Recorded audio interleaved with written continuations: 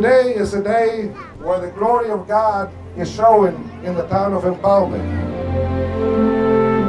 and that He wants all of you to prosper. The main change I see in these people down here is that they now have lives and they have hope, where before they had nothing. It was just grinding poverty day after day. Han beneficiado y han ampliado más, y él, con la ayuda que ha dado YEG y tanto el grupo Santa Elena, ha hecho muchos cambios en la comunidad, en beneficio, en gran beneficio para todos. I've always believed that all things are possible in life when trust is mutually shared, when respect is mutually honored, when friendships strengthen our purpose, and that hope comes along when everyone works hard towards a greater good. All of these things are the cornerstone of our success in a place that brought two worlds closer together.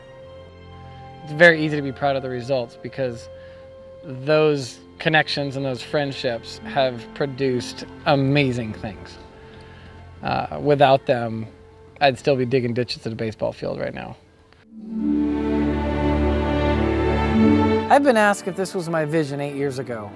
I can honestly say, no way. If you'd have told me we'd build 65 houses, or a brand new high school, or that we'd have 2 businesses and we're exporters of malanga, first I would have said, what the heck's malanga? Then I would have run far away. All I wanted to do was build a baseball field for these guys, and they were impressed with that. People are amazed. I'm amazed at what we've been able to do. But in the past year, we've really just begun the most exciting chapter. This project is just starting. We're starting to get into real change and real economic benefit and real hope and dreams and a package that is they're just taking off the paper. I look ahead to the year 2015. That's when we'll be done with this project. It's going to take that many years to bear the fruits of what we're just beginning to do.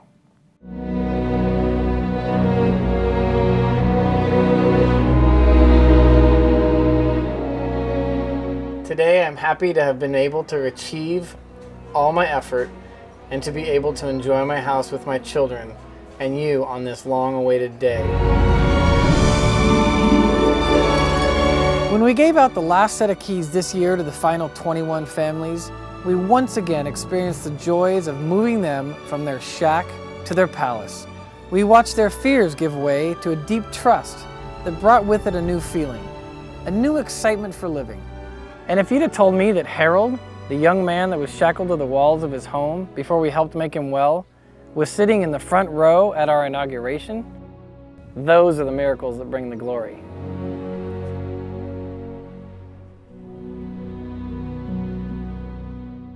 This is the house of our friends Chico and Caesar and their mom, Maria Antonia. This is their meager surroundings. Chico and Caesar have been some of our little favorites, and when I heard their name called in the raffle, I was pretty excited. They're people I look at when I think of my future and the future of this community. I think of Chico and Caesar and think, now if I can just get those kids to graduate from high school, and if Caesar meets me at the airport someday and speaks to me in English and tells me about what university class he's in, these are the 2 boys that I think of all the time when I have my eye on the future, have my eye on a vision of teaching some kids how to really have a vision for their future too. I've always said it's not about the houses. I've always said it's about the people. We knew we wanted to work on putting the people to work, but the houses consumed so much of our time and it was becoming more difficult to take that next step being so far away. We needed some boots on the ground, so we hired Josh, a business expert from Washington, D.C., and Daniel, a former Peace Corps volunteer from Canada. The project has now moved in a whole new positive direction. My luck in finding this project was enormous. People love Daniel. He's my right arm and makes sure everything gets done, and done right. This is our artisanal malanga processing plant. Josh is our economic and job creating genius. He's the bulldog who's finding new ways to bring jobs to the Empalme.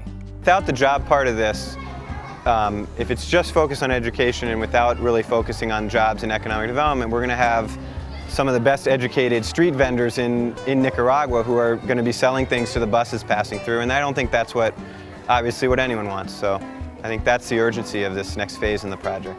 And here's where that word malanga comes in. Josh discovered that the malanga root, a popular Nicaraguan export, was harvested and processed in the mountains several hours away.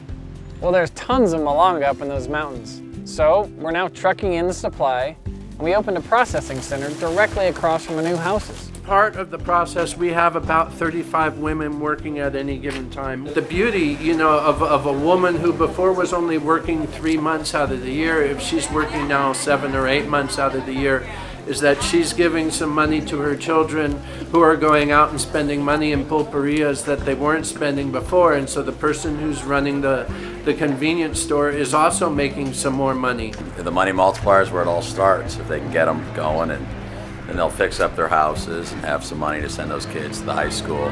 Well, another thing there's a surplus of in the area, it's bees. So we've taken a resource that's already there and are providing jobs processing and selling this liquid gold. No teníamos un dinero que entraba fijo para nuestra familia. Ahora sí tenemos esa garantía con las abejas, porque cada mes estamos cosechando, tenemos una fuente de ingreso. I first met Misael 8 years ago. He was the baseball team's youngest player, a great kid who worked every day building our ballpark. Now, he's growing our honey making factory. We built this backstop together, and Misael and I. He probably hadn't even touched a bee in his life, and I had never thought about jobs in his community, so we've come a long way since the backstop together. There's not too many people in this country that have the drive that Misael has, and so when we find those people, we just push, push, push, give the support that's needed, and watch him run. And he's now able to kind of see into the future, and the future's bright. And he just bought a motorcycle for himself.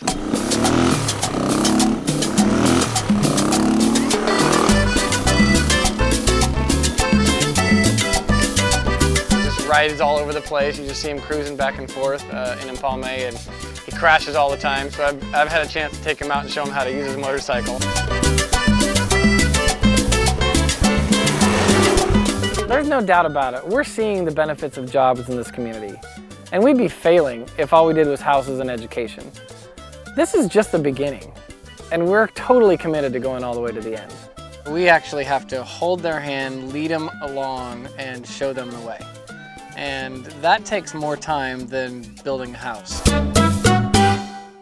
We want to help them build up a business, build up self-esteem, confidence in what they're doing, that they have a viable business product, and then back off. I think we had a goal to create maybe 10 to 15 jobs the first year, and we can tack up 50. That's a lot. It's a lot of people who were just floundering around last year at this time, who have a little bit more hope on bringing home a paycheck. These people are ready to work, and soon we'll have enough jobs for the kids who've attended our beautiful new high school. Just a few months ago, 2 graduates filled 2 very important positions, and the town had no idea that a special business was about ready to open in this home on Main Street. Well, I always like to have surprises when the group comes. It adds all kinds of excitement, but this particular year, we have internet coming to the community. It's something we've been working on for a long time, and I'm really excited. And we're going to be able to open our own cyber cafe, have our own internet classes. We're hopefully going to be able to open the world to this part of the world. When I started the baseball stadium, there was one phone about 30 miles away. So bringing internet here 8 years later is quite a leap. I didn't even have that in my mind 8 years ago. I was just trying to find a phone that worked. They're both going to be our employees here. And for Franklin and Mariella, they get to put to use what they studied in school. To the community, this is going to mean a whole new level of opportunities in education. We have a few hundred people here for our welcome, and they have no idea what we're doing on their roof. When we see the Comcast truck out in front, we know what that means. They know what the internet is, but to see the fiber optica van out in front means nothing to them. It's not just going to be an internet center. It's going to change the way people look at this town. The last thing is I have some very exciting news for the community of Empalme de Boaco today.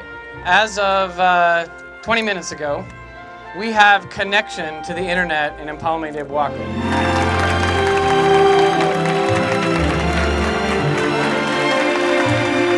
It'll bring people to stop here that hadn't stopped here before. It might actually even bring someone to move here that wasn't going to move here before because they have internet.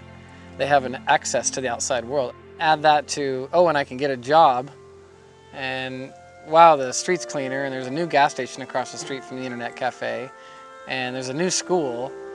There's a lot of potential here. Everything we've done for them has been out of love, and the things they do for us in return often leaves us in tears. They found a way to do that when they paid tribute to one of our own we lost last year, my mom.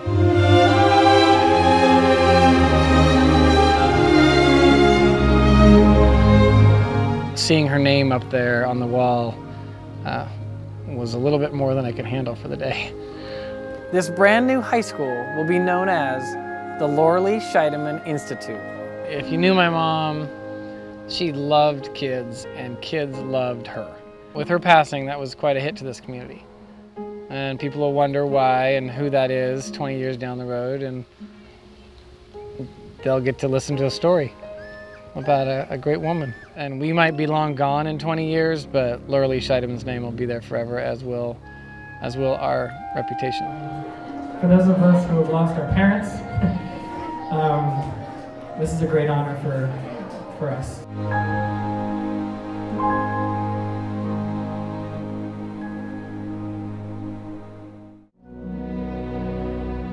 I used to say, what a terrible place to live, a place called Empalme de Boaco, a fork in the road on the way to another town. They're proud to be from Empalme de Boaco. And they walk around so stuck up now, and knowing that people are looking out for them, their safety net has been established, and they have nowhere to go but up. We want to see the Malanga project still in business 10 years from now. We want to see this internet cafe turning into something great. We want to all see it happening 10 years from now. That's sustainability. That's getting bigger and seeing Misael with 40 employees and a car now, not just a motorcycle. We can't walk away now. It's going too well. Things are starting to happen and move here, and people down here are getting their own ideas. They want things to get better.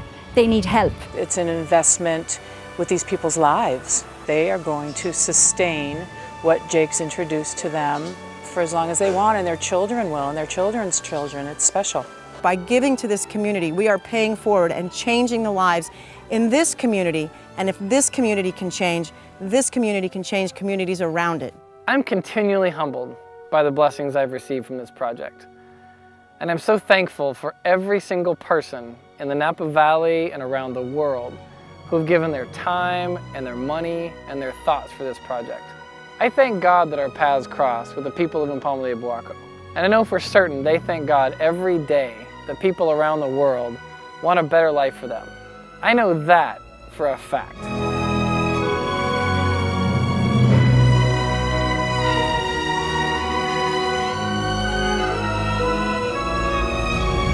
Gracias, amigos. Thank you, people of Santa Elena. Thank you, everybody. Thank you, thank you. Thank you, Santa Elena, for our New York. Thank you, friends. Thank you, Jake. Thank you, everybody. Thank you very much.